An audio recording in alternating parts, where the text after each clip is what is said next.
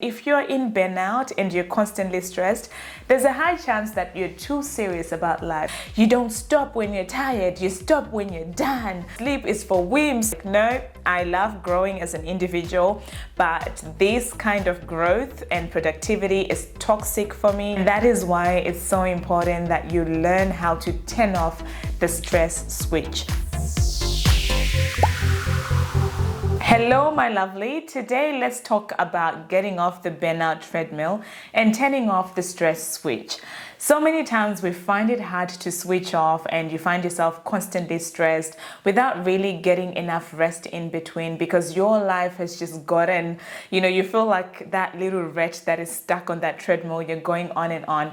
But today, let's talk about, are you in burnout? And if you are, how do you actually turn off that stress switch? Because we want you living your life in a healthy way where you know that this is an amazing day, you're not constantly stressed, you're living it the way you want to live it, and you're really enjoying it. But before we get into things, my name is Lorraine, and if you haven't done so already, press the subscribe button, hit the notification bell. Are you ready? Let's get straight into it. So first off, let's talk about the 12 stages of burnout. So today I've got some notes on my phone, and I'm going to tell you what those 12 stages are. And as I tell you what the 12 stages are, I really want you to listen hard and think about where you are in the burnout cycle. Okay, so the first stage is excessive ambition, where you're on the go, you really want to conquer the world. I remember this vividly because I went through this 6 years ago now, and yes, I don't think I'll ever forget that time. The second stage is pushing yourself to work harder. So you're thinking that in order for me to achieve what I want to achieve, I need to push harder, I need to work harder. The third stage of burnout is neglecting personal care and needs.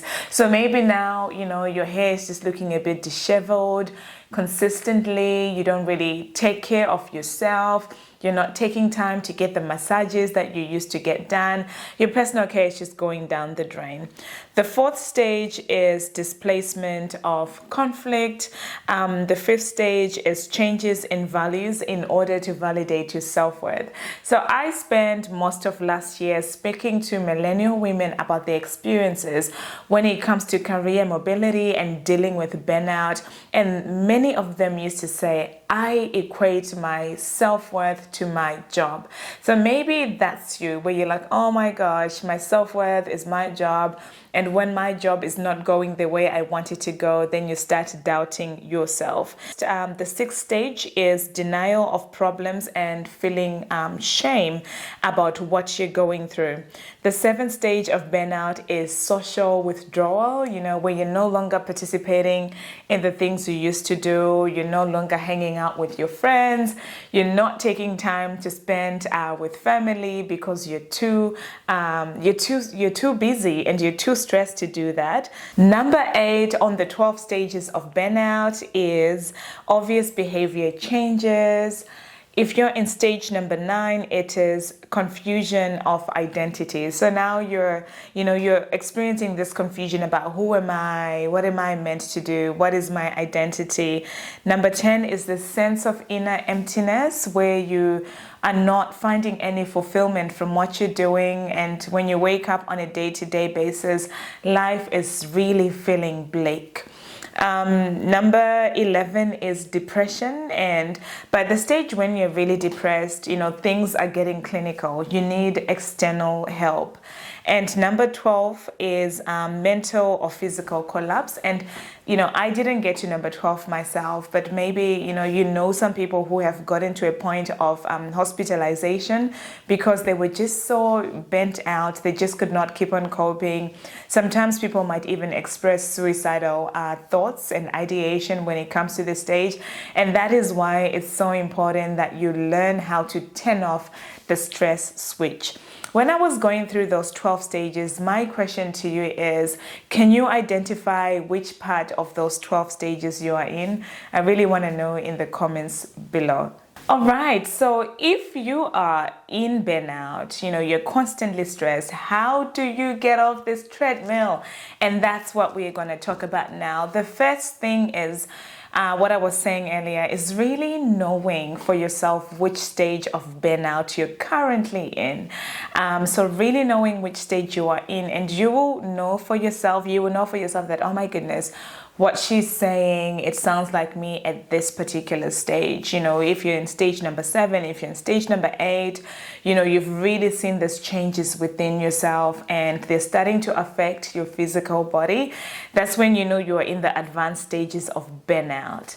So really knowing for yourself what is the stage that you're in. Second thing is asking for help. This is the time when you need to speak to a family member and really ask them for help. Maybe you can speak to a friend, you can speak to your mom, you can speak to your dad, if your parents are there, or a loved one who you can really trust with how you're feeling. Asking for help is so important so that you're not struggling there by yourself, so that you've got the support systems that are actually around you. I know for me, when I was going through burnout, my family just being there for me, my sisters, my mom, it really played a key role in helping me through that phase. You might even start going for therapy. You can start going for counseling.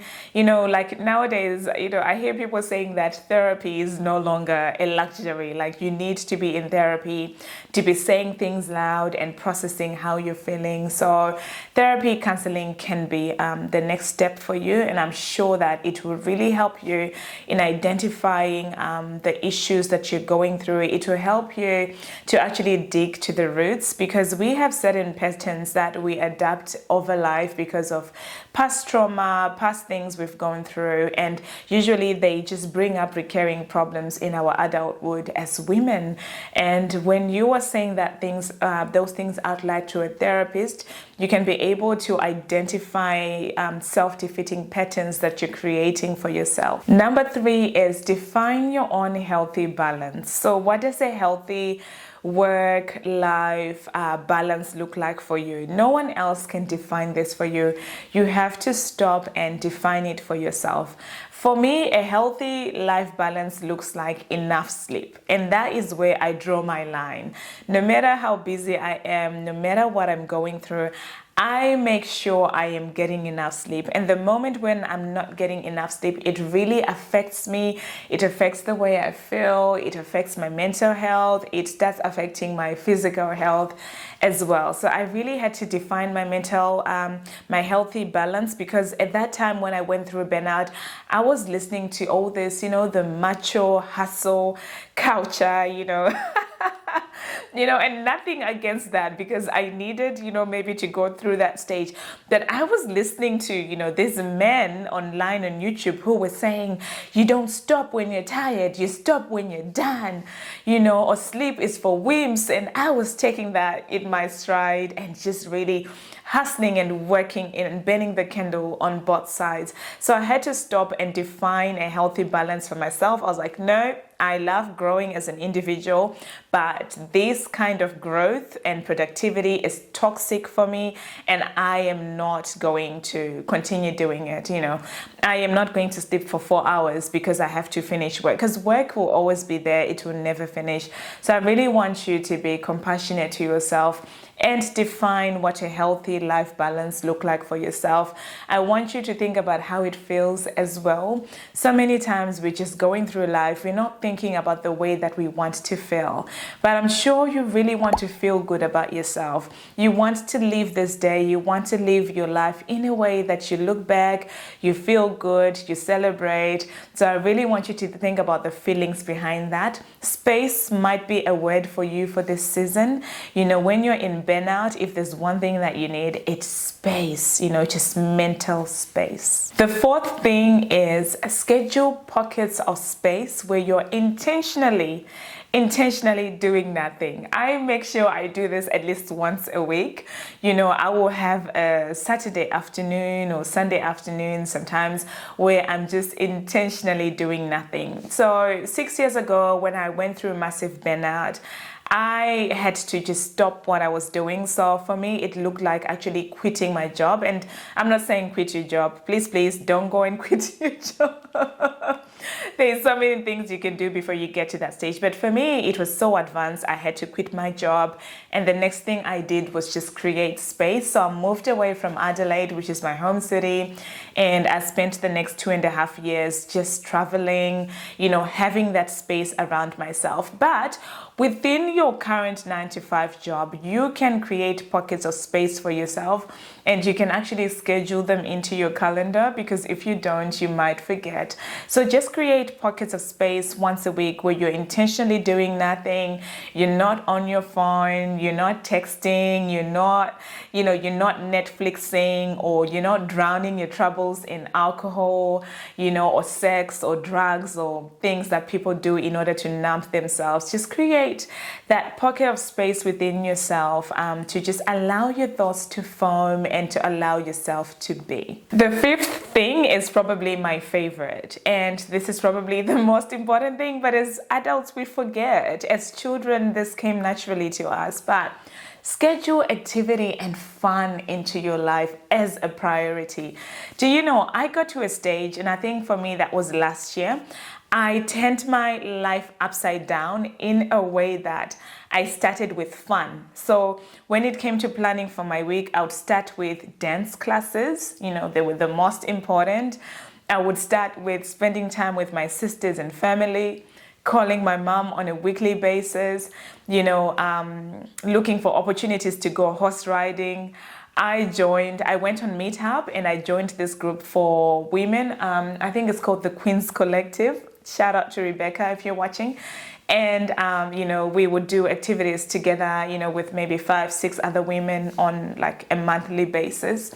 So I started from fun. I made sure that no matter what I'm doing, my life starts with fun first before we go anywhere else. And if you're in burnout and you're constantly stressed, there's a high chance that you're too serious about life, and you just need to loosen up a little bit. You need to take things a little bit lighter, have more fun. So I want you to start thinking about what lights you up. Maybe it's outdoor hobbies, or it's water sports. You love being outside at the beach. I want you to make sure that you're spending time outside at the beach. Going for long drives, I know, is a big one for me. I love going for long drives, and by myself. I love going for long drives just by myself, with nobody else, just me. And sometimes I'll put the windows down and just scream in the car. I'll put the music on the loudest and just dance. Whatever it is for you, I really want you to sit down and bring back the fun, girl. Bring back that inner, that childlike you. Bring back the play. I know that for me, play comes naturally, so much so that I love being with my nieces and nephews, and they love being with me because I love playing and just being like a child. And I just want you to, maybe schedule 1 or 2 things. Make sure they're a priority every week, where you're just having fun that actually energizes you. Lastly, make meditation a regular habit. I used to be so much against meditation because as a Christian, there's so many forms of meditation. I was like, it's weird. But you don't have to do the weird kind of meditation, or you don't have to do it if it feels funny to you. But meditation, to me, it is just sitting in silence and just tuning into my body. So I joined this app. It was called the Calm app, and every day they send you a new meditation. And I started with just sitting down for 10 minutes, tuning into my body and just really listening in to what was happening in my body. And with the Calm app, it would be like, they'll start with, close your eyes, take a deep breath, or take 3 deep breaths. Can you feel your hand? Many times you can't even feel your body because you were just too switched on. But with meditating, it just centers you, it calms you down, it brings you down to center. And you can really listen to your breath. You can really tune into your body. You can really start loving on yourself through those moments of just tuning in through meditation. So, Calm Up is a good start. It's not religious based or anything like that. And that's what I liked about it. You can even maybe meditate on a particular verse or particular quote that you love. Let's say for me, I love Psalms 23, the Lord is my shepherd, I shall not want. And that is something that I meditate on, sometimes in the morning. So spend some time in meditation, look around, find out ways of meditation that feel good to you. Sign up for that Calm app. I'm not affiliated with them, so I'm not getting paid to recommend them, but I just know that meditation was a game changer for me in my life. So that's it when it comes to getting off the burnout treadmill and turning off the stress switch. I want to hear from you. What was your main takeaway? So how are you going to get off the burnout treadmill in your life? And what are you going to implement to turn off the stress switch? If you haven't done so already by now, hit the subscribe button, hit the notification bell so that you're notified each time I upload a new video. Again, my name is Lorraine and I cannot wait to see you on the next episode. Until then, have a beautiful day.